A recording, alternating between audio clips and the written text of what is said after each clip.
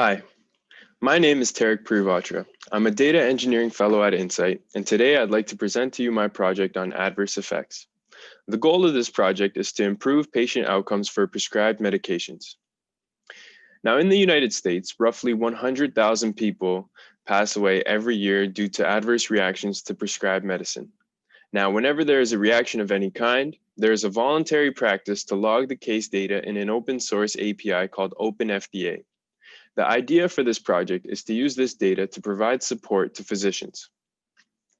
To do this, I've built a data pipeline which enables a team of data scientists to explore the data. They can look at trends for potential features within the dataset and get a quick picture of the data quality.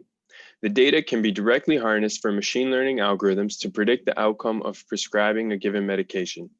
If the prediction shows a high chance of death, the physician will look at alternative drug therapies. And so let me show you the demo data exploration tool. So here you can see that you can filter by various different features. For example, generic name, the drug indication, what was the manufacturing name of the drug. There is a pie chart on the left, which shows the breakdown of the different categories for a feature.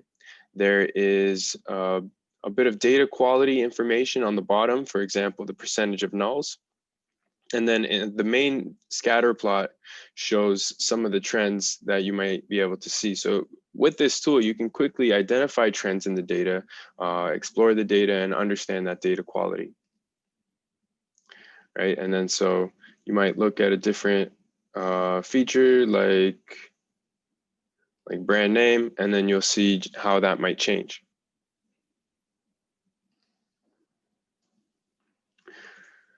So the data pipeline involves 800 JSON files stored on Amazon S3.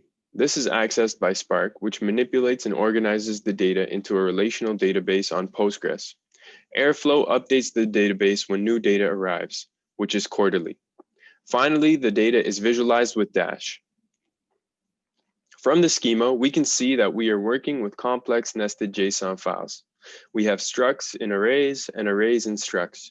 So it's no surprise that I encountered memory issues and a long running time for Spark.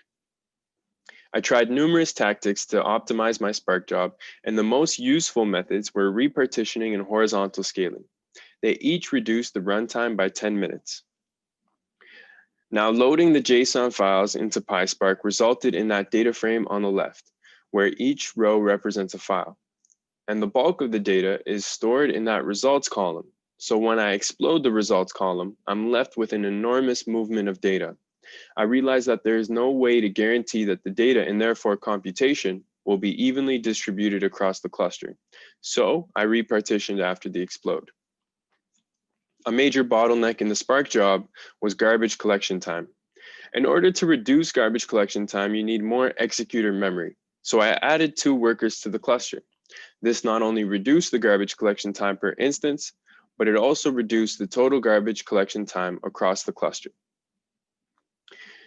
Here, my initial logical data model involved numerous entities and relationships. It was complex, but after spending more time with this data, a natural schema began to stand out for me. I noticed 3 distinct entities: the patient with the patient attributes, the drugs that the patient has taken, and finally, the reactions that they experienced. I put this together into a physical data model where you can see the relationships between the 3 tables. I introduced a 4th table, which held the exceptions, and this is just the data that I couldn't interpret. The next steps for this project would be to work on making the data exploration tool more useful for the data scientist, and so implementing options for feature engineering. Another important thing would be a more robust and technical method to extract the exceptions.